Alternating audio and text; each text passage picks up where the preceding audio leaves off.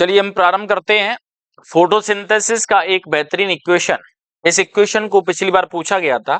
6CO2 12H2O in the presence of sunlight and chlorophyll, यहाँ पर glucose बनता है और ऑक्सीजन गैस रिलीज होती है।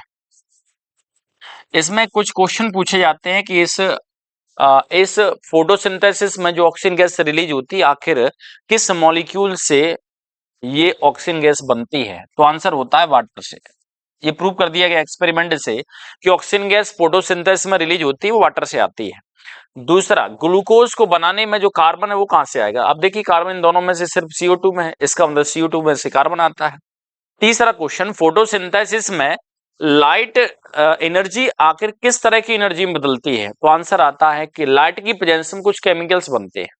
इसका मतलब लाइट एनर्जी और radiant energy converts into the chemical energy. Light energy होती है वो केमिकल एनर्जी में कन्वर्ट होती है। चलिए कुछ बात करते हैं रॉ मटेरियल्स फोटोसिंथेसिस के लिए कौन से हैं। देखिए यहाँ पर रॉ मटेरियल फोटोसिंथेसिस के लिए CO2 गैस जो कि एटमॉस्फेयर से आती है, स्टोमेटा के थ्रू आती है।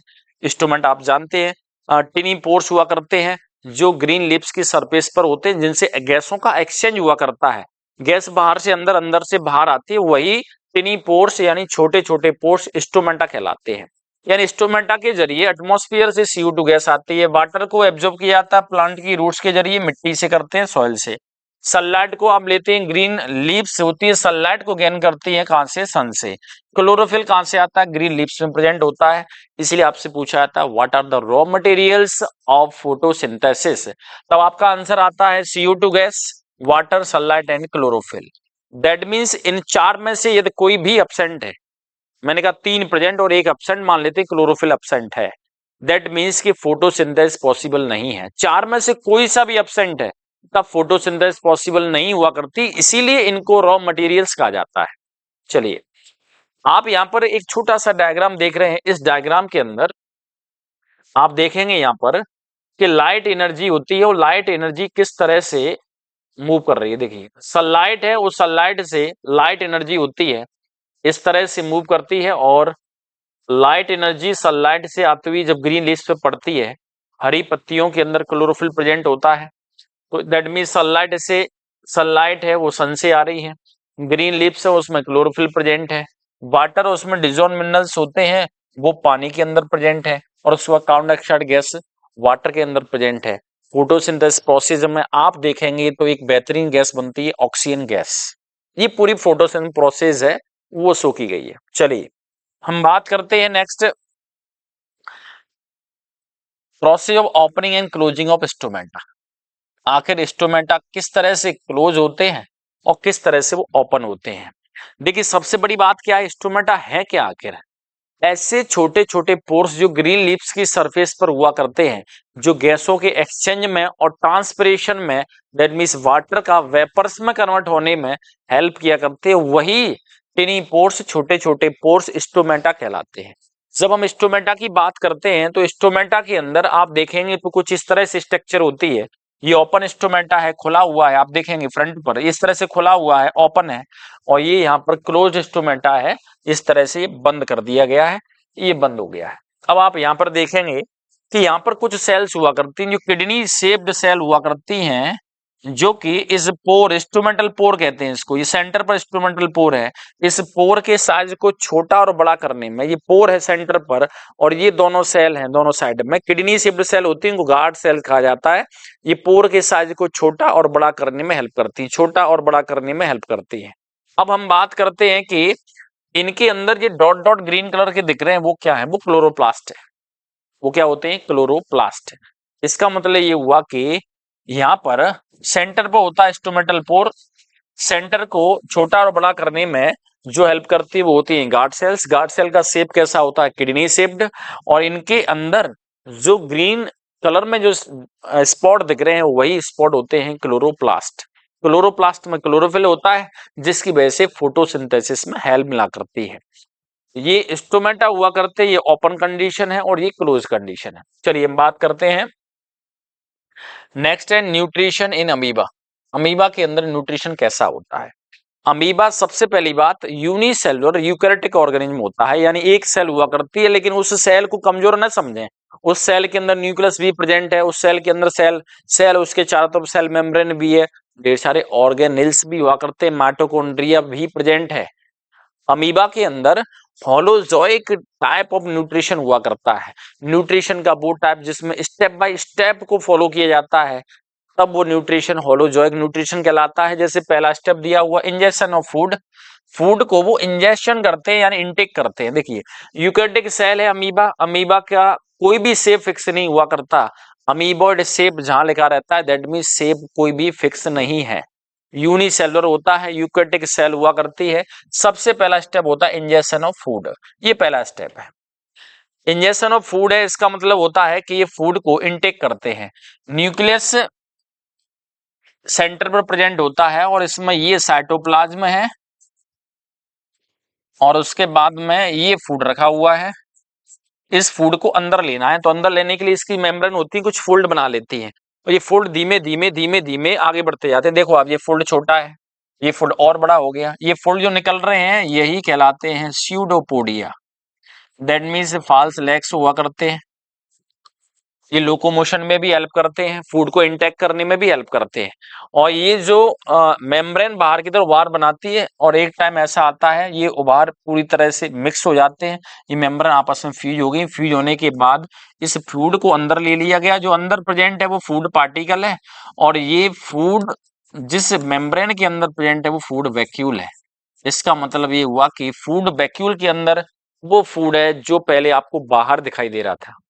अब इस फूड वैक्यूल में जो फूड पहुंच गया है दैट मीन्स अब धीमे धीमे कुछ एंजाइम्स इसमें रिलीज होते हैं जो इस फूड का डाइजेशन करते हैं, इसीलिए सेकंड स्टेप है वो डाइजेशन है। First injection of food, food को इंटेक किया रहा, अंदर ले लिया गया और उसके बाद फूड वैक्यूल में जो प्रेजेंट है फूड उसका डाइजेशन होगा, ये दूसरा स्टेप है। तीसरा डाइजेशन के बाद जो इंपोर्टेंट और अमीनो एसिड्स काम की जो चीजें बना करती है उनको एब्जॉर्ब कर लिया जाता है। थर्ड स्टेप हुआ करता है एब्जॉर्प्शन और उसके बाद जो अमीनो एसिड है उनसे कुछ प्रोटीन बनाते हैं, कुछ फैटी एसिड ग्लिसरॉल से नए फॉस्फोलिपिड लिपिड और ऑयल बना लिया करते हैं। That means absorption of food के बाद में होता है assimilation, formation of new proteins from the amino acid, नई प्रोटीन का बनना, अमीनो एसिड से नई प्रोटीन का बनना, फैटी एसिड ग्लिसरॉल से लिपिड का बनना, ग्लूकोज से स्टोरेज फूड मटेरियल कार्बोहाइड्रेट का बनना एसिमिलेशन कहलाता है। लेकिन रिमेनिंग मटेरियल जो इनके काम के नहीं होते वो बॉडी से बाहर फेंक दिए जाते हैं, उस प्रोसेस को इजेशन कहते हैं। इस तरह से first step injection of food, food को इनटेक करते हैं, second digestion of food, third होता है एब्जॉर्प्शन ऑफ फूड, फोर्थ होता है एसिमिलेशन और फोर्थ होता है इजेशन।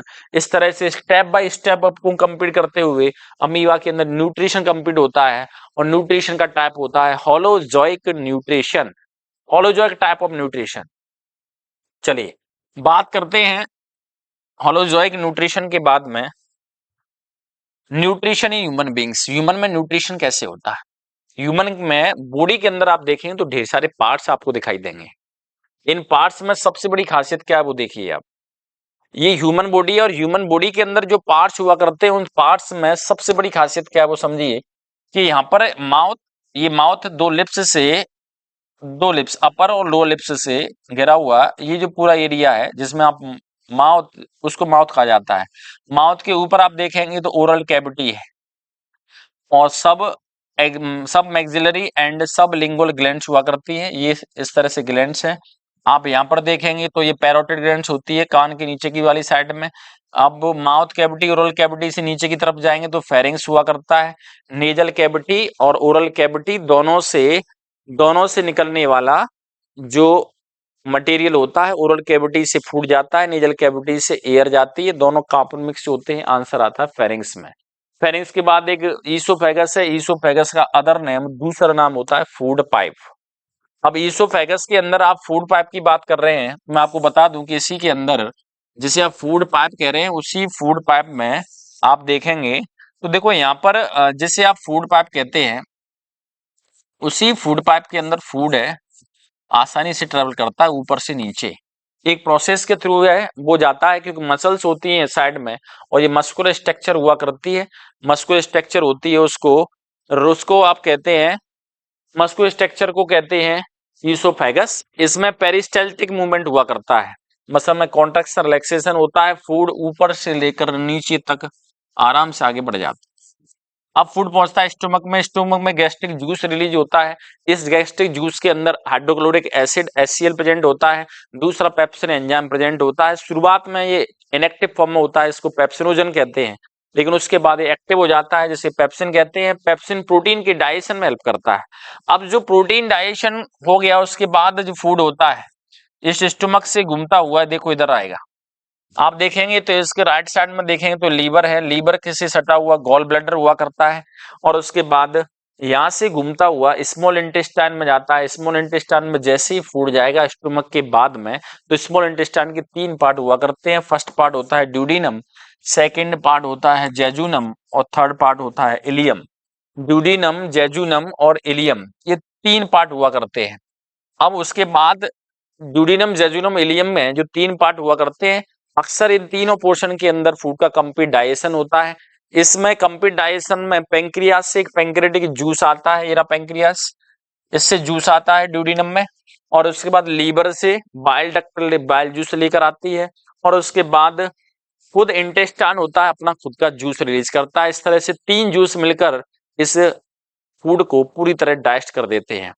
प्रोटीन का फाइनली डाइजेशन होता है, अमीनो एसिड मिलते हैं, और उसके बाद में आप देखेंगे प्रोटीन की डाइजेशन के बाद में फैट और लिपिड का होता है, फैटी एसिड ग्लिसरॉल मिला करते हैं, और उसके बाद जब कार्बोहाइड्रेट का होता है तो ग्लूकोज मिलते हैं। सिंपल अमीनो एसिड और सिंपल मॉलिक्यूल्स होते हैं, वो ब्लड में ट्रांसफर हो जाते हैं, और जैसे ही ब्लड में ट्रांसफर होते हैं उस प्रोसेस को एब्जॉर्प्शन कहते हैं। हम बात करते हैं कि जो बाइल जूस आता है उसका काम क्या है लीवर का। आपने देखा होगा लीवर है, जब कभी लीवर में स्वेलिंग होती है, लीवर कहीं परेशान हो जाए और लीवर काम करना बंद कर दे, तो उसके बाद फैट का डाइजेशन नहीं होता, क्योंकि फैट के डाइजेशन के लिए सबसे महत्वपूर्ण होता है ऑर्गन वो लीवर है। इससे बाइल जूस आता है, और बाइल जूस होता है वो फैट होता है, उसके बड़े बड़े ग्लोब्यूल को छोटे छोटे ग्लोब्यूल में तोड़ देता है, और बड़े ग्लोब्यूल का छोटे छोटे ग्लोब्यूल में टूट जाना कहलाता है इमल्सिफिकेशन प्रोसेस। इसका मतलब इमल्सिफिकेशन के बाद जो इमल्सिफाइड फैट होता है, जो छोटे छोटे ग्लोब्यूल के फॉर्म में होता है, उसके डाइजेशन के लिए पेंक्रियास से आता है पेंक्रियाटिक लाइपेज, वो लाइपेज एंजाइम इसका डाइजेशन करेगा। दैट मींस लाइपेज तब काम करता है जब फैट के ग्लोब्यूल्स जो बड़े थे वो छोटे हो जाते हैं, इमल्सिफाइड हो जाते हैं, तब बाइल जूस के काम करने के बाद काम करता है पेंक्रियाटिक लाइपेज। और उसके बाद पेंक्रेटिक जो जूस हुआ करता है उसमें पेंक्रेटिक लाइपेज के अलावा पेंक्रेटिक एमाइलेज होता है, जो कार्बोहाइड्रेट जो बच गया है स्टार्च उसका भी डाइजेशन कर देता है। उसके साथ साथ इसमें एक प्रोटीन डाइजेशन करने वाला एंजाइम डाइजेशन ऑफ प्रोटीन के लिए होता है ट्रिप्सिन एंजाइम। चलिए हम बात करते हैं, जो फूड इसमें पूरी तरह डाइजेस्ट हो जाता है, अनडाइजेस्टेड फूड होता है जो बच जाता है वो रेक्टम के अंदर स्टोर होता जाता है, क्योंकि आपको पता है कि लार्ज इंटेस्टाइन उसके पार्ट हुआ करते हैं कॉलोन और रेक्टम। कॉलोन है वो एक असेंडिंग पार्ट होता है, एक ट्रांसवर्स होता है, एक डिसेंडिंग पार्ट होता है, फिर रेक्टम होता है जो अनडाइजेस्टेड फूड मटेरियल रेक्टम के अंदर फिल होता है, और उसके बाद या मसल में कॉन्ट्रैक्शन होता है, एनएस के जरिए ये अनडाइजेस्टेड फूड मटेरियल आपकी बॉडी से बाहर आता है। ये पूरा का पूरा डाइजेशन प्रोसेस ह्यूमन के अंदर प्रेजेंट होता है। तो जब माउथ में फूड जाता है तो सबसे पहले मैं आपको बता दूं, माउथ के अंदर जैसे ही फूड आएगा तो माउथ में रिलीज होती है सलाइवा।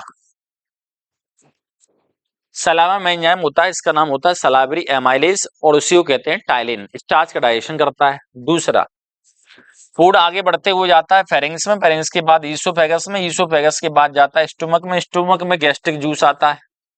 गैस्ट्रिक जूस में एंजाइम होता है, उसका नाम होता है पेप्सिन एंजाइम, जो प्रोटीन का डाइजेशन करता है। गैस्ट्रिक जूस के बाद में वो जाता है स्मॉल इंटेस्टाइन में, स्मॉल इंटेस्टाइन में एक पेंक्रेटिक जूस आता है, और दूसरा आता है बाइल जूस, और तीसरा आता है खुद इंटेस्टाइन का जूस। कंप्लीट डाइजेशन होता है। पूरी तरह से डाइजेशन पूछा जाता है कहां पर होता है, तो आंसर आता है स्मॉल इंटेस्टाइन में। तो पूछा जाता है ऐसा कौन सा जूस है जिसमें कोई एंजाइम नहीं फिर भी कंप्लीट डाइजेशन करता है, बाइल जूस कहलाता है। उसके बाद हम बात करते हैं कि डाइजेशन के बाद में अनडाइजेस्टेड फूड मटेरियल कहाँ जाएगा, तो लार्ज इंटेस्टाइन में जाता है, जहां से वाटर को रीअब्सॉर्ब किया जाता है, और उसको लार्ज इंटेस्टाइन के कुछ पोर्शन हुआ करते हैं जैसे कॉलोन, कॉलोन में पार्ट हुआ करते हैं 3। अब यहाँ से ऊपर की तरफ असेंडिंग, ट्रांसवर्स, डिसेंडिंग और रेक्टम, और उसके बाद लास्ट वाला पोर्शन एनस कहलाता है। रेक्टम के अंदर इंडाइजेस्टिव फूड मटेरियल भरा होता है। यहीं पर एक वर्मी फॉर्म अपेंडिक्स हुआ करती है। वर्मी फॉर्म अपेंडिक्स आपके पूर्वजों में काफी एक्टिव हुआ करती थी, लेकिन कुछ समय के बाद इनके काम करने की कैपेबिलिटी धीमे धीमे खत्म होती गई और एक रेसिडुअल ऑर्गन के रूप में, अवशेषी ऑर्गन के रूप में बच गया। इसका मतलब इनकी एक्टिविटी बहुत कम होती है, न के बराबर होती है।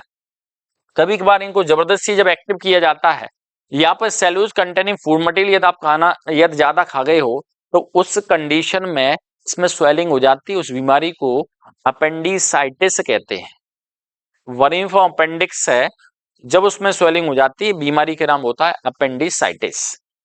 चलिए, इसके बाद ह्यूमन डाइजेशन के बाद में हम बात करते हैं role of the acid in our stomach. हमारे स्टोमक के अंदर गैस्ट्रिक जूस में एसिड भी आता है।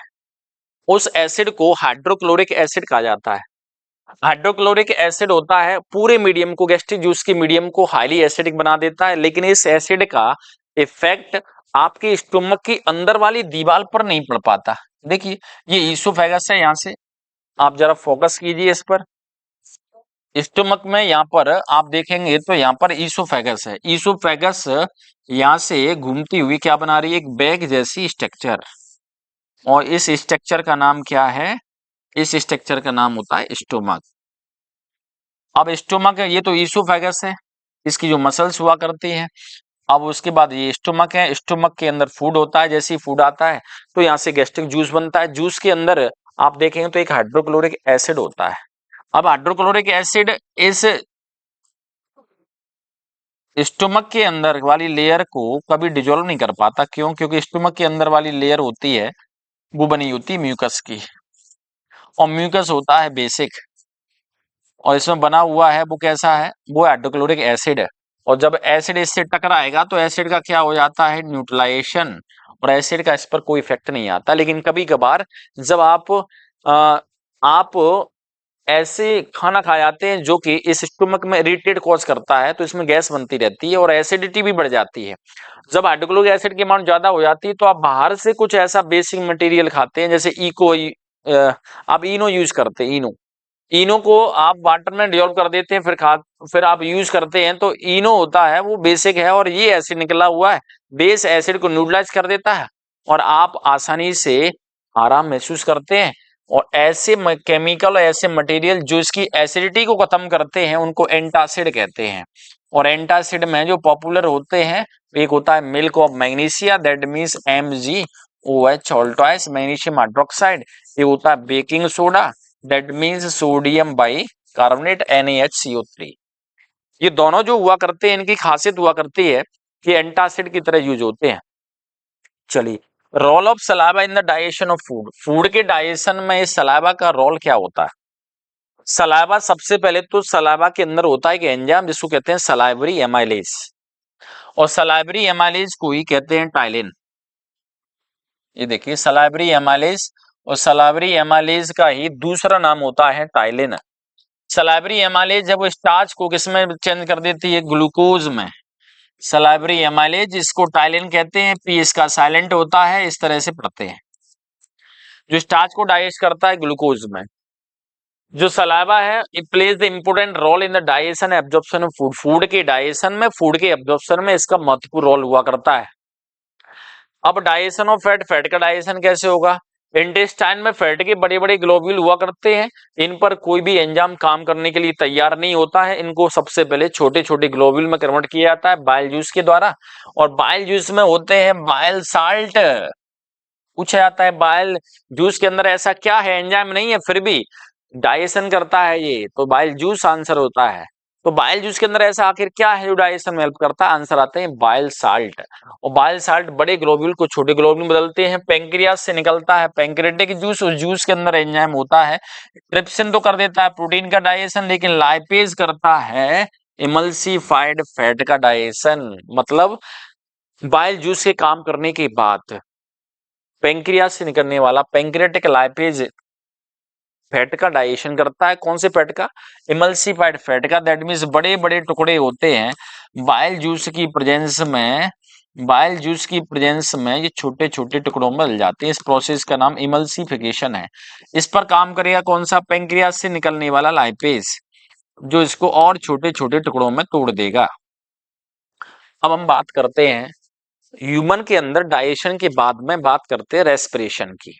चलिए, रेस्पिरेशन एक ऐसी प्रोसेस है जहां पर CO2 गैस और वाटर का CO2 गैस और वाटर का फॉर्मेशन होता है, लेकिन इसमें ऑक्सीजन गैस को यूज किया जाता है। देखो, रेस्पिरेशन की जब डेफिनेशन की बात करते हैं तो रेस्पिरेशन एक ऐसी ऑक्सीडेटिव प्रोसेस होती है जिसमें ऑक्सीजन गैस की प्रेजेंस में CO2 गैस और वाटर बनता है, लेकिन ग्लूकोज का अक्सर ऑक्सीडेशन हो जाता है, वो टूट जाता है।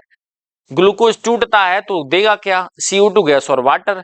लेकिन इसमें सबसे बढ़िया बात, इसमें एनर्जी रिलीज होती है, इसलिए रेस्पिरेशन एक एक्सोथर्मिक रिएक्शन का एग्जाम्पल भी होता है। एक ऑक्सीडेटिव प्रोसेस है। आप देखिए कितने बेहतरीन पॉइंट दिए हैं इसमें। रेस्पिरेशन में ऑक्सीजन गैस है वो रिलीज होती है, ऑक्सीजन गैस रिलीज होती है, इसलिए इस प्रोसेस को आप देखेंगे तो ऑक्सीडेटिव प्रोसेस कहा गया है। रेस्पिरेशन में ऑक्सीजन गैस यूज होती है, सॉरी, ऑक्सीजन गैस यूज होती है, इसीलिए इसको ऑक्सीडेटिव कहा गया। एनर्जी रिलीज होती है तो एक्सोथर्मिक कहते हैं। साथ में ये कैटाबॉलिक प्रोसेस है क्योंकि ग्लूकोज का मॉलिक्यूल टूटता है। It means respiration oxidative, catabolic, exothermic process होती है। साइटोप्लाज्म के अंदर ग्लूकोज सबसे पहले 3 कार्बन वाले एक कंपाउंड के अंदर टूट जाता है। उस कंपाउंड को पायरुवेट और पायरुविक एसिड कहते हैं। पायरुविक एसिड, जिसमें 3 कार्बन है। इस प्रोसेस को, जिसमें ग्लूकोज से पायरुवेट बनता है, पायरुविक एसिड बनता है, उस प्रोसेस को ग्लाइकोलाइसिस कहते हैं। ग्लाइकोलाइसिस में ग्लूकोज है वो बदलता है पायरुवेट में। ग्लूकोज में 6 कार्बन है, इसमें 3 कार्बन है, इसका मतलब इसके 2 मॉलिक्यूल बनते हैं। ये प्रोसेस चलती है साइटोप्लाज्म में। प्रोसेस का नाम क्या है? ग्लाइकोलाइसिस। अब देखिए, इस रे डायग्राम के थ्रू आप देखेंगे यहां पर ये 3 कंडीशन बनी हुई है। ये तो पूरी तरह से ऑक्सीजन गैस अब्सेंट है, ऑक्सीजन गैस अब्सेंट है, तो that means in the east, east में देखा, ईस्ट की प्रेजेंस में यदि ऑक्सीजन गैस को पूरी तरह एब्सेंट कर दिया जाए तो इथेनॉल, दैट मींस एल्कोहल बनता है। CO2 गैस साथ में एनर्जी बनती है, और ये जो प्रोसेस है, ये पूरी प्रोसेस है, इसको कहते हैं फर्मेंटेशन। तो फर्मेंटेशन है, पूछा जाता है कैसी प्रोसेस है, तो आंसर आता है फर्मेंटेशन एक एनारोबिक प्रोसेस है। फर्मेंटेशन एक एनारोबिक प्रोसेस है। दूसरी condition, lack of oxygen gas. Oxygen gas present तो है लेकिन जितनी डिमांड है उतनी नहीं है, उसको कहते हैं लैक ऑफ ऑक्सीजन गैस। ये कंडीशन बनती है आपकी मसल सेल्स के अंदर, और मसल सेल्स के अंदर बनता है लैक्टिक एसिड, और लैक्टिक एसिड यदि जमा होता जाए तो आपको मसल क्रैम्प हो जाते हैं, मसल्स में जकड़न हो जाती है, आप दौड़ नहीं पाते हैं। इसमें हल्की सी एनर्जी बनती है। लेकिन सबसे बेहतरीन जो रेस्पिरेशन हुआ करता है वो है प्रेजेंस ऑफ ऑक्सीजन गैस। ये प्रोसेस चला करती है माइटोकॉन्ड्रिया में। आपकी यूकैरियोटिक सेल, उस सेल के अंदर होता है माइटोकॉन्ड्रिया, उसी माइटोकॉन्ड्रिया में ऑक्सीजन गैस की प्रेजेंस में ग्लूकोज का कंप्लीट ऑक्सीडेशन होता है, वो बदलता है कार्बन डाइऑक्साइड गैस, वाटर, और लार्ज अमाउंट ऑफ एनर्जी बनती है। अप्रोक्सीमेट 38 ATP एक ग्लूकोज से बना करते हैं, और बहुत ज्यादा एनर्जी बनती है। ये प्रोसेस एरोबिक रेस्पिरेशन कहलाती है। कौन सी रेस्पिरेशन है? Aerobic respiration. लेकिन ऊपर वाली दोनों प्रोसेस किसमें आती हैं? Anaerobic S respiration, anaerobic respiration. इसका मतलब एरोबिक रेस्पिरेशन और एनारोबिक रेस्पिरेशन, रेस्पिरेशन के 2 महत्वपूर्ण टाइप हुआ करते हैं। एनारोबिक रेस्पिरेशन में 2 कंडीशन है, total absence of oxygen gas in the presence of east, east की प्रेजेंस में ऑक्सीजन गैस पूरी तरह से एब्सेंट है। इस प्रोसेस को फर्मेंटेशन कहते हैं। इसलिए फर्मेंटेशन में कौन सी गैस बनती है? आंसर आता है CO2 गैस। कौन सा प्रोडक्ट बनता है? एल्कोहल, जिसको इथेनॉल और एथाइल एल्कोहल कहते हैं। और उसके बाद कंडीशन क्या? Total absence of oxygen gas, presence of east, east की प्रेजेंस में, और total absence of oxygen gas, oxygen gas की पूरी तरह एब्सेंट में ये प्रोसेस चलती है। मसल्स में जब ऑक्सीजन गैस की कमी होती है तो वहां पर लैक्टिक एसिड बनता है। चलिए, रेस्पिरेशन के इस पोर्शन के बाद में हम कुछ इस तरह से पढ़ते हैं, difference between aerobic respiration and anaerobic respiration. Aerobic respiration और एनारोबिक रेस्पिरेशन में आखिर क्या अंतर आता है? देखिए, एरोबिक रेस्पिरेशन हुआ करती है total presence of free oxygen gas, O2 की प्रेजेंस में, ये absence of O2, that means oxygen gas की अब्सेंस में है। इसमें प्रोडक्ट जो बना करते हैं CO2 गैस, वाटर और एनर्जी बनती है। इसमें प्रोडक्ट बना करते हैं अक्सर वो एल्कोहल, CO2 गैस और एनर्जी बनती है। इसमें आप देखेंगे तो इसका पहला स्टेप हुआ करता है वो होता है साइटोप्लाज्म, लेकिन जो फाइनल स्टेप होता है वो होता है माइटोकॉन्ड्रिया। एक ऐसी प्रोसेस, याद रखिए, एक ऐसी प्रोसेस जो एरोबिक में भी है एनारोबिक में भी है, दोनों में कॉमन होती है, वो कहलाती है ग्लाइकोलाइसिस। देखिए ग्लाइकोलाइसिस जो साइटोप्लाज्म में होता है। एनारोबिक रेस्पिरेशन है वो साइटोप्लाज्म से स्टार्ट होता है और साइटोप्लाज्म में ही होता है। पहला और अंतिम स्टेप किसमें होता है? सेल के साइटोप्लाज्म में होता है, एनारोबिक रेस्पिरेशन में। लेकिन एरोबिक रेस्पिरेशन में पहला स्टेप जिसे ग्लाइकोलाइसिस कहते हैं वो साइटोप्लाज्म में, लेकिन दूसरा स्टेप जिसमें ग्लूकोज का कंप्लीट ऑक्सीडेशन होता है, CO2 गैस, वाटर और एनर्जी बनती है, वो स्टेप होता है माइटोकॉन्ड्रिया में। इसमें ग्लूकोज का कंप्लीट ऑक्सीडेशन है, इस ग्लूकोज का पार्शियल ऑक्सीडेशन है। इसमें पूरी तरह ग्लूकोज टूटता है, इसमें कम टूट पाता है। इसमें बहुत ज्यादा एनर्जी बनती है, इसमें लेस अमाउंट में एनर्जी बनती है। और ये प्रोसेस अक्सर देखी जाती है तो हायर ऑर्गेनिज्म, हायर प्लांट्स और हायर एनिमल्स में होती है। ये प्रोसेस लोअर ऑर्गेनिज्म के अंदर हुआ करती है, जैसे बैक्टीरिया है, ईस्ट है, ये पैरासाइट्स हैं, इनमें हुआ करती है। तो यहाँ पर आप देखेंगे तो दोनों में डिफरेंस है, एरोबिक और एनारोबिक रेस्पिरेशन में। चलिए बात करते हैं ह्यूमन रेस्पिरेटरी सिस्टम की। ह्यूमन के अंदर जब रेस्पिरेशन की बात करते हैं तो रेस्पिरेशन है वो आप देखेंगे एयर हुआ करती है, वो आपके नॉस्ट्रिल से होते हुए, देखिए फ्रंट पर जो एयर के कांटेक्ट में है वो नॉस्ट्रिल्स है। तो यहाँ पर रेस्पिरेशन की जब हम बात करते हैं तो रेस्पिरेशन के इस तौर तरीके में आप देखेंगे तो सबसे पहले होते हैं नॉस्ट्रिल्स, जो फ्रंट पर हुआ करते हैं, जो दोनों साइड से हैं और जो फ्रंट पर हैं वही नॉस्ट्रिल कहलाते हैं। नॉस्ट्रिल के जरिए एयर अंदर जाती है नेजल पासेज के अंदर, फिर नेजल कैविटी में अंदर जाती है, फिर उसके बाद फेरिंग्स में जाती है, उसके बाद लैरिंग्स में जिसे कंठ कहते हैं, उसके बाद एक पाइप है आप देखिए, फेरिंग्स के बाद लैरिंग्स, जो आवाज का डिब्बा होता है वॉइस बॉक्स कहलाता है वो, और उसके बाद ये ट्रैकिया। ये देखिए इसमें सी शेप्ड कुछ रिंग्स बनी हुई है, आप देख रहे होंगे, और जो इन्हें सी रिंग्स कहते हैं। ट्रैकिया सी रिंग्स से घिरी होती है और सी रिंग्स कार्टिलेज की बनी होती है। इसमें फ्लेक्सिबिलिटी होती है, एयर जैसी आती है एक्सपांड कर जाती है, एयर जैसी निकलती है तो फिर अपनी पोजीशन में आती है, लेकिन दोनों सरफेस कभी भी एक दूसरे से चिपकती नहीं है। यही इनका काम होता है, ये कभी कोलैप्स नहीं करती हैं। इसका मतलब ये हुआ कि रियलिटी में ट्रैकिया के चारों तरफ जो सी रिंग्स होती हैं वो काम क्या करती हैं? ट्रैकिया की दोनों दीवारों को चिपकने से, ट्रैकिया को कोलैप्स होने से बचाती हैं, कार्टिलेज की बनी होती हैं। ट्रैकिया के बाद में जो ब्रांच हैं उनको ब्रोंकी कहते हैं, ये देखिए, और उसके बाद लंग्स के अंदर जो ब्रांच जा रही हैं उनको ब्रोंक्यूल्स कहते हैं। ब्रोंक्यूल्स के बाद जो बलून जैसी स्ट्रक्चर दिख रही हैं, ये बलून जैसी स्ट्रक्चर्स होती हैं, देखिए बलून जैसी स्ट्रक्चर वो एल्विलाई कहलाती है, एल्वियोलाई। और एल्वियोलाई होती हैं वो जुड़ी होती हैं किससे? ब्लड कैपिलरीज से, जिसमें ब्लड घूम रहा होता है। तो एयर अंदर जा रही होती है तो एयर देखो कैसे जाती है, नॉस्ट्रिल, नेजल पासे, नेजल कैविटी, फेरिंग्स, लैरिंग्स को टच करते हुए ट्रैकिया, ब्रोंकी, ब्रोंकाइल्स, एल्वियोलाई और फाइनली जाती है ब्लड में। अब ब्लड से जो लौट के आती है CO2 गैस, वो देखिए ब्लड से कैपिलरीज, ब्लड कैपिलरीज से alveoli, bronchioles, bronchi, trachea, larynx, pharynx, nasal cavity, nasal passage और नॉस्ट्रिल से बाहर आ जाती है। इस तरह से इनहेलेशन एंड एक्सहेलेशन प्रोसेस चलती है, जिसको ब्रीदिंग कहते हैं। यहाँ पर आप देखेंगे ये पूरे के पूरे जो लंग्स हुआ करते हैं, लेफ्ट और राइट वाले दोनों के दोनों लंग्स, वो आखिर किससे घिरे हुए हैं? रिप्स का एक पिंजरा होता है, रिप्स केज कहते हैं, उसके अंदर छुपे हुए हैं, बड़े नाजुक होते हैं, बलून जैसे होते हैं, कहीं कहीं पर पंच मर गया तो इसका मतलब है हवा बाहर निकल आई और आप निपट जाएंगे। इसका मतलब ये हुआ कि रियलिटी में इधर राइट लंग्स हुआ करते हैं, इधर लेफ्ट लंग्स हुआ करते हैं, और लंग्स के नीचे एक डोम शेप्ड में, इस तरह से डोम शेप्ड में एक स्ट्रक्चर होती है जो आपकी बॉडी को दो पार्ट में डिवाइड करती है। इस डोम शेप्ड वाली स्ट्रक्चर को डायफ्राम कहते हैं। डोम शेप के ऊपर वाली स्ट्रक्चर, ऊपर अलग स्ट्रक्चर होती है, नीचे अलग हुआ करती है। इसका बॉडी के दो पार्ट बट गए, डायफ्राम के ऊपर और डायफ्राम के नीचे। नॉर्मल कंडीशन में जब आप रेस्पिरेशन नहीं कर रहे होते, एयर रेस्पिरेशन, इनहेलेशन नहीं करते, तो डोम शेप्ड हुआ करता है इस तरह से, और जैसे अंदर एयर अंदर ली आपने, ये फ्लैट हो जाता है, फिर छोड़िए आपने, फिर डोम शेप, फिर फ्लैट, फिर डोम शेप, इस तरह से चलता है। इसमें रेस्पिरेटरी सिस्टम है। अब देखिए कुछ नोट पॉइंट है। Lungs are pair of spongy bag like organs which enclosed by the double layer membrane called pleura. Lungs है बलून जैसी कुछ स्ट्रक्चर्स हुआ करती हैं बैग जैसी, स्पंजी बैग होती है कि उसके अंदर हवा भरी होती है, साथ में इसके चारों तरफ डबल लेयर हुआ करती है, और डबल लेयर जो लंग्स के चारों तरफ होती है इसको प्लूरा कहते हैं। वॉल ऑफ ट्रैकिया, ट्रैकिया की दीवार होती है, उस पर इनकम्प्लीट कार्टिलेजिनस रिंग्स होती हैं जिनको सी रिंग्स कहते हैं। आप देखिए सी को कंप्लीट कर देंगे तो सर्कल बन जाएगा, सर्कल पूरा नहीं होता। सी शेप्ड रिंग्स होती है, कार्टिलेज की बनी होती है। काम क्या है? Prevent the trachea from the collapsing even if there is not much air in it.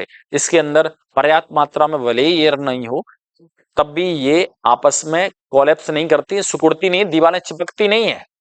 Alveoli structural functional unit of the lungs, lungs की स्ट्रक्चरल हुआ करती है, फंक्शनल हुआ करती है। एक्चुअल वे साइड होती है जहां पर गैसों का एक्सचेंज होता है, यहीं से रेस्पिरेटरी गैसें जिनको O2 और CO2 कहा जाता है वो ट्रांसफर होती है ब्लड में, ब्लड से रेस्पिरेटरी गैसेस ब्लड से वापस आती हैं किसमें? लंग्स में, यानी लंग्स में गैसों का एक्सचेंज हुआ करता है वो एल्विलाई के जरिए होता है।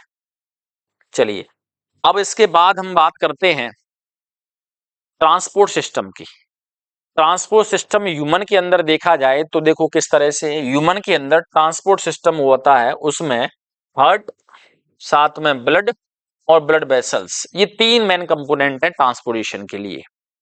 जब हम बात करते हैं इनके फंक्शंस की तो देखो फंक्शन में हार्ट ऑक्सीनेटेड ब्लड को आपकी बॉडी की तरफ पंप करता है और डीऑक्सीनेटेड ब्लड होता है उसको रिसीव कर लेता है, इसका काम होता है pumping organ of the body कहलाता है।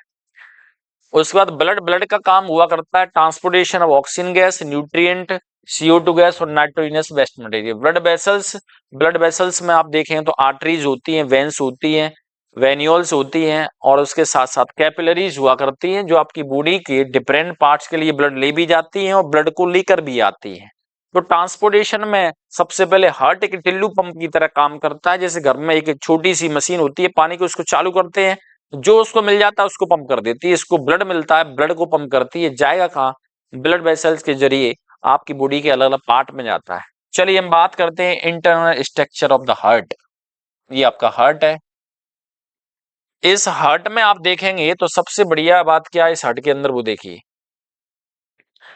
ह्यूमन हार्ट के अंदर देखा जाए तो ह्यूमन हार्ट है उसमें 4 चैम्बर होते हैं, 4 चैम्बर, 2 ऊपर होते हैं जिनको एट्रियम कहते हैं, जैसे ये लिखा हुआ राइट एट्रियम और लेफ्ट एट्रियम। 2 नीचे होते हैं इनको वेंट्रिकल कहते हैं, राइट वेंट्रिकल और लेफ्ट वेंट्रिकल।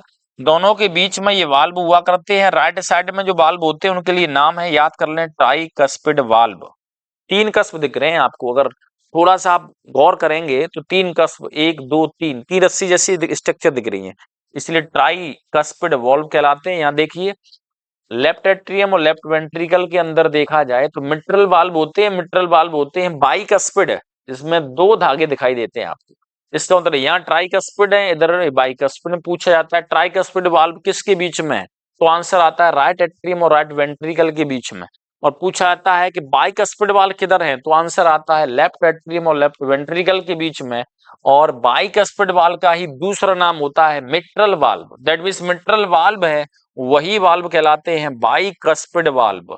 मिट्रल वाल्व है उन्हीं का दूसरा नाम होता है बाइकस्पिड वाल्व, और बाइकस्पिड वाल्व हुआ करते हैं देखिए मिट्रल वाल्व, बाइकस्पिड। अब देखिए यहाँ पर राइट एट्रियम और राइट वेंट्रिकल, इसके अंदर जो ब्लड होता है वो ब्लड होता है इम्प्योर ब्लड। यहाँ लेफ्ट एट्रियम और लेफ्ट वेंट्रिकल के बीच में जो ब्लड भरा होता है वो होता है pure blood, that means impure का मीन्स होता है डीऑक्सीनेटेड ब्लड। इसका मीन्स होता है कि इसमें ऑक्सीजन गैस की अमाउंट कम और CO2 गैस की अमाउंट ज्यादा है। ऑक्सीनेटेड ब्लड का मीन्स होता है ऑक्सीजन की अमाउंट ज्यादा और CO2 गैस की अमाउंट कम है, इसलिए सही टर्म होते हैं oxygenated blood and deoxygenated blood.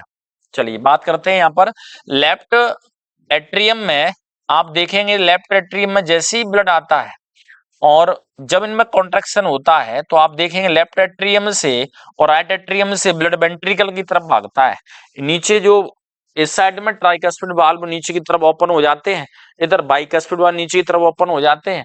अब एट्रियम में कॉन्ट्रैक्शन के बाद में वेंट्रिकल यानी नीचे वाले पोर्शन में कॉन्ट्रैक्शन होता है, जैसे ही कॉन्ट्रैक्शन होता है ब्लड बाहर जाता है, बाहर जाएगा कहाँ, जाओ उसको जगह मिल जाएगी, जगह देखिए कहाँ है, लेफ्ट वेंट्रिकल से एक एओर्टा जाता है, एओर्टा ये जा रहा है, ये एओर्टा है, ये देखिए सबसे बड़ी आर्टरी एओर्टा कहलाती है। अब यहां से ब्लड आपकी बॉडी की तरफ मूव करता है, एओर्टा से ब्लड आपकी बॉडी की तरफ जाता है, क्योंकि एओर्टा आर्टरी सबसे बड़ी आर्टरी हुआ करती है जो कि आपकी बॉडी के लिए ऑक्सीजनेटेड ब्लड ले जाती है। अब उसके बाद में हम देखते हैं कि इस राइट एट्रियम और राइट वेंट्रिकल में, जब वेंट्रिकल में कॉन्ट्रैक्शन होता है राइट साइड में, तो यहां से ब्लड कहां जाएगा, यहां से ब्लड जाता है, देखिए यहां पर पल्मोनरी आर्टरी में। पल्मोन का मतलब होता है लंग्स, पल्मोनरी आर्टरी में जाता है। ये पल्मोनरी आर्टरी लंग्स के लिए ब्लड ले जाती है। एकमात्र ऐसी आर्टरी जिसमें impure blood, that means deoxygenated blood घूमता है, वो पल्मोनरी आर्टरी है। सबसे इंपोर्टेंट इम्प्योर ब्लड है इसमें। ये ब्लड प्यूरिफिकेशन के लिए हार्ट से बाहर आता है। पल्मोनरी आर्टरी से पल्मोन, दैट मीन्स लंग्स में जाता है। लंग्स में इसमें ऑक्सीजन गैस ऐड हो जाती है, जैसी ऐड होती है लौट के और फिर वापस आता है पल्मोनरी वेन के जरिए लेफ्ट एट्रियम में। इसीलिए पल्मोनरी वेन एकमात्र ऐसी वेन होती है जिसमें प्योर ब्लड होता है। बाकी जितनी वेन्स होती है उसमें सब में क्या होता है, इम्प्योर ब्लड है। सबसे महत्वपूर्ण क्वेश्चन।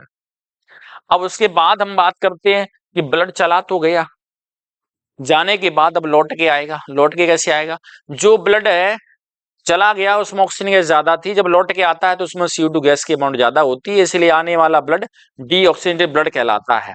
आखिर कौन लेकर आ रही होती है, ऐसी ब्लड वेसल जो कि ब्लड को अलग अलग पार्ट से, बॉडी के अलग अलग पार्ट से लेकर आती हैं, वो ब्लड डीऑक्सीजनेटेड ब्लड होता है, इम्प्योर ब्लड होता है। डीऑक्सीजनेटेड ब्लड को और इम्प्योर ब्लड को हार्ट की तरफ लाने वाली ब्लड वेसल ही वेन्स कहलाती है। हार्ट की तरफ लेकर आ रही है, हार्ट की तरफ लेकर आती हैं तो वेन्स कहलाती हैं। वेन्स जब मिलती हैं तो वेना कावा बनाती हैं, और वेना कावा आकर खुलती है किसमें, राइट एट्रियम में। ऊपर वाले हिस्से से लेकर आती हैं वो सुपीरियर वेना कावा, और नीचे वाले हिस्से से लेकर आती है वो इन्फीरियर वेना कावा। और ये वेना कावा ब्लड को किसमें रिलीज कर देती है, राइट एट्रियम में। फिर जाता है वही कहानी राइट वेंट्रिकल में, राइट वेंट्रिकल से कहाँ जाएगा, पल्मोनरी आर्टरी में, पल्मोनरी आर्टरी से पल्मोनरी वेन में, फिर लेफ्ट एट्रियम में, फिर लेफ्ट वेंट्रिकल में। लेफ्ट वेंट्रिकल्स में कॉन्ट्रैक्शन हुआ, बढ़ जाता है, यहां से सीधा जाएगा एओर्टा में, और एओर्टा से जाता है आपकी बॉडी में। ये पूरा सर्कुलेशन है। इसमें आप देखेंगे तो हार्ट है, हार्ट के अंदर एक पूरी साइकिल कंप्लीट करने में ब्लड 2 बार गुजर जाता है, इसीलिए इसको डबल सर्कुलेशन कहते हैं। ह्यूमन के अंदर ब्लड का एक डबल सर्कुलेशन हुआ करता है। अब उसके बाद हम बात करेंगे ह्यूमन हार्ट के बाद में हम बात करते हैं आर्टरीज और वेन्स में क्या डिफरेंस है। आर्टरीज क्या होती है, वेन्स क्या होती है। देखिए, carry blood away from the heart, heart से ब्लड को दूर ले जाती है, दैट मीन्स ऑर्गन्स की तरफ ले जाती है। ऑर्गन्स की तरफ ब्लड जाएगा वो तो प्योर होगा, इसीलिए carry blood away from the heart, heart से दूर ले जा रही है ब्लड को तो वो आर्टरी है, चाहे वो लंग्स के लिए ले जा रही हो। Carry blood towards the heart, heart की तरफ ला रही होती है वो वेन्स कहलाती है। ये फर्स्ट पॉइंट है। सेकंड देखिए, ये कैरी करती हैं ऑक्सीनेटेड ब्लड को, जिसमें ऑक्सीजन गैस की अमाउंट ज्यादा है, ये कैरी करती हैं डीऑक्सीनेटेड ब्लड को जिसकी में ऑक्सीजन गैस की अमाउंट कम है। Red in the colour due to oxygenated blood, इनका कलर रेड होता है क्योंकि इसमें ऑक्सीनेटेड ब्लड है, इनका कलर होता है ब्लू। वेन्स का कलर कैसा होता है, blue. Located deep in the body, body में बहुत गहराई में प्रेजेंट होती है, आपको स्किन पर दिखाई नहीं देती, लेकिन ये सुपरफिशियली प्रेजेंट होती है, स्किन पर आपको बड़ी आसानी से दिखाई दे जाती है। इसलिए जो इंजेक्शन लगाए जाते हैं वो वेन्स में लगते हैं। किसमें लगते हैं, वेन्स में। ड्रिप लगाते हैं तब भी किसमें लगाई जाती है, वेन्स में। कभी भी आर्टरी में ड्रिप नहीं लगा पाते क्योंकि वो गहराई में है, जो आपको दिखती है वो ब्लू कलर में हुआ करती है। ब्लू क्यों है, क्योंकि इसमें CO2 गैस की अमाउंट ज्यादा है। चलिए, कंपेरिजन करते हैं ब्लड और लिम्फ का। आखिर क्या डिफरेंस है ब्लड और लिम्फ में। ब्लड रेडिश कलर में हुआ करता है, लिम्फ पेल येलो कलर का होता है। ब्लड में आरबीसी प्रेजेंट है, लिम्फ में आरबीसी एब्सेंट है। ब्लड में बाई डायरेक्शनल फ्लो हुआ करता है, दोनों डायरेक्शन में जाता है। लिम्फ केवल यूनिडायरेक्शनल फ्लो करता है, हार्ट की तरफ ले जाएगा। इसमें फ्लो रैपिड होता है, फास्ट होता है, इसमें फ्लो स्लो होता है। इसमें WBC काउंट कम होती है, इसमें WBC काउंट ज्यादा होती है, क्योंकि ल्यूकोसाइट जो लिखा हुआ है इसका मतलब होता है WBC, व्हाइट ब्लड सेल का ही दूसरा नाम WBC होता है। आप देखेंगे यहाँ पर लिखा हुआ है ल्यूकोसाइट यानी WBC। इसमें प्लेटलेट्स प्रेजेंट होती है, उसमें प्लेटलेट अब्सेंट होती है। इसका मतलब ब्लड का एक ऐसा पोर्शन जो कि ब्लड कैपिलरीज से बाहर आ गया है, जिसमें कहीं न कहीं वाटर के साथ में कुछ प्रोटीन्स आ सकती हैं, डब्ल्यूबीसी की अमाउंट ज्यादा आती है, लेकिन इसमें आरबीसी और प्लेटलेट टोटली एब्सेंट हुआ करती है, वही लिक्विड लिम्फ कहलाता है। इसीलिए ब्लड के वॉल्यूम को मेंटेन करने के लिए फाइनली ये लिम्फ ब्लड में मिक्स हो जाता है। चलिए कुछ इंपोर्टेंट पॉइंट की हम बात करते हैं, और इन इंपोर्टेंट पॉइंट में आप देखेंगे तो सबसे पहला नोट पॉइंट लिखा हुआ है, instrument use to listen the heart beat. Heart beat, दिल की धड़कन को सुनने के लिए जो इंस्ट्रूमेंट डॉक्टर साहब यूज करते हैं, या लंग्स में इन्फेक्शन हुआ है, लंग्स में कॉन्ट्रैक्शन रिलैक्सेशन हो रहा है, उसको सुनने के लिए यूज करते हैं, तब वो उपकरण, वो इंस्ट्रूमेंट स्टेथोस्कोप कहलाता है, जो डॉक्टर साहब की गर्दन में टंगा होता है। सेकंड पॉइंट लिखा हुआ है, aorta is the largest artery, vena cava is the largest when in the body. हमारी बॉडी के अंदर सबसे बड़ी आर्टरी होती है एओर्टा, सबसे बड़ी वेन होती है वेना कावा। फिर इसका जो हार्ट हुआ करता है वीनस हार्ट कहलाता है, क्योंकि उसके अंदर डीऑक्सीनेटेड ब्लड पास होता है। और हमारी बॉडी के अंदर जो हार्ट होता है उसमें 4 चैम्बर होते हैं, और उसमें देखेंगे तो एक साइड में, राइट साइड में जाता है इम्प्योर ब्लड, और लेफ्ट साइड में जाता है प्योर ब्लड, दोनों सेपरेट होते हैं, अलग अलग जाते हैं। पेसमेकर एक मशीन हुआ करती है जो हार्ट पेशेंट में इंजेक्ट की जाती है। हार्ट जब ढंग से बीट नहीं कर पाता, हार्ट में कॉन्ट्रैक्शन रिलैक्सेशन ढंग से नहीं होते, तो उस टाइम पर पर्टिकुलर कॉन्ट्रैक्शन रिलैक्सेशन करने के लिए और इनको नॉर्मल बनाने के लिए यहाँ पर हार्ट पेशेंट को, दिल के मरीज को एक पेसमेकर लगाया जाता है। आपको सबसे इंपोर्टेंट बात कहें कि आपका हार्ट हुआ करता है वो न्यूरोजेनिक नहीं है। दैट मीन्स आपका हार्ट है, उसमें इंपल्स हुआ करती है, मैसेज न्यूरॉन से, ब्रेन से नहीं आते हैं। उसमें सबसे बड़ी खासियत अपनी खुद की मस्कुलर सेल, जो कि राइट एट्रियम के सबसे ऊपर वाले पोर्शन में प्रेजेंट होती है, वही जनरेट करती है मैसेज।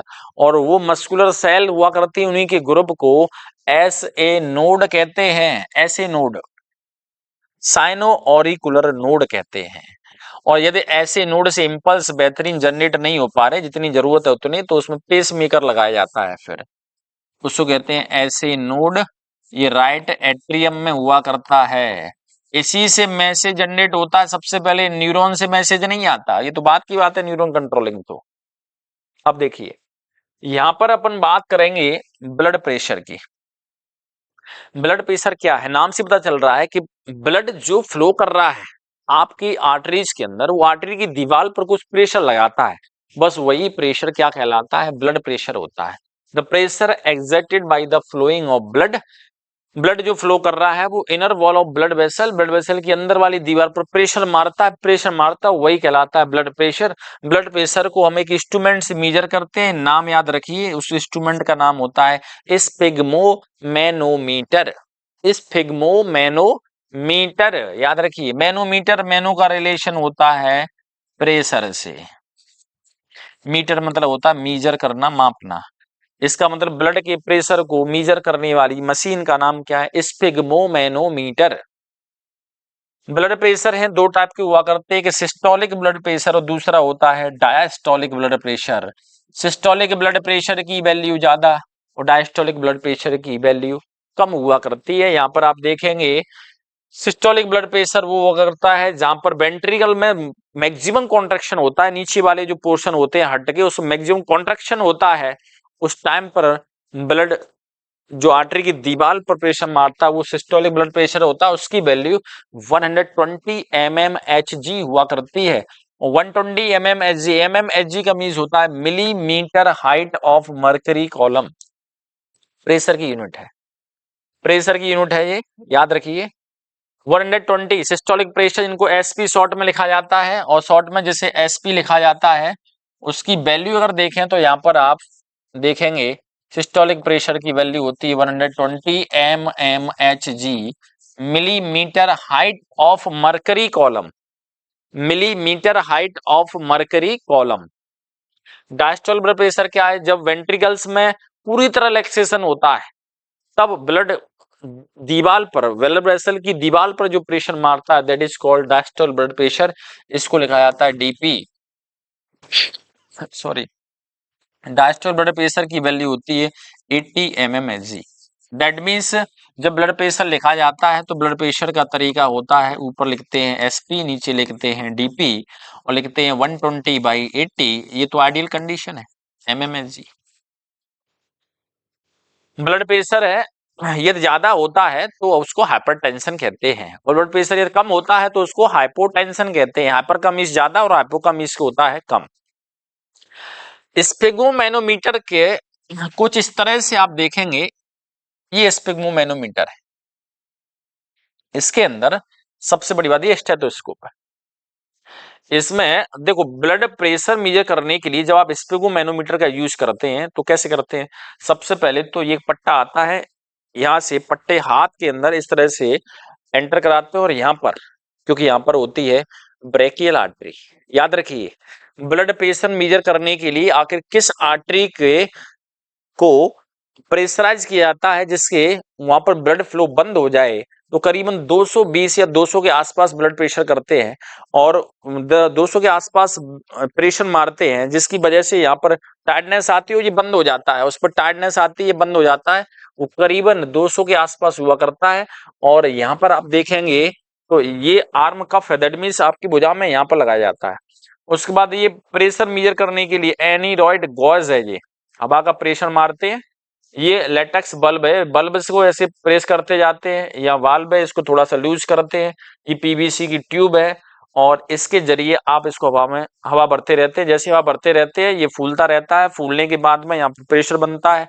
यहाँ की ब्रेकियल आर्टरी हुआ करती है, ब्रेकियल आर्टरी नोट कर लीजिए, ब्रेकियल आर्टरी, ब्रेकियल आर्टरी होती है वो, उसके अंदर हम ब्लड प्रेशर को मेजर करते हैं, ब्रेकियल आर्टरी।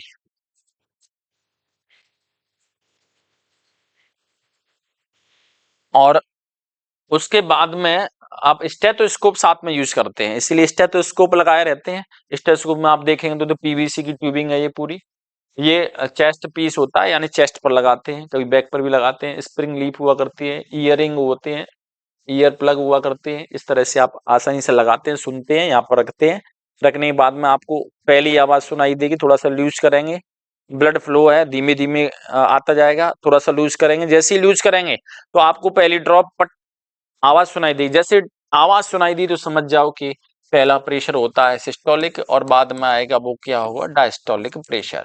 दोनों का रेशियो निकाल देते हैं, systolic pressure upon diastolic pressure. ये स्पिग्मोमैनोमीटर है। आज के डिजिटल स्पिग्मोमैनोमीटर आते हैं ब्लड प्रेशर मेजर करने के लिए, वो डायरेक्ट वैल्यू देते हैं, लेकिन फिर भी एक्यूरेट माना जाता है, वो पुराना सिस्टम है जो कि मेजर करते थे।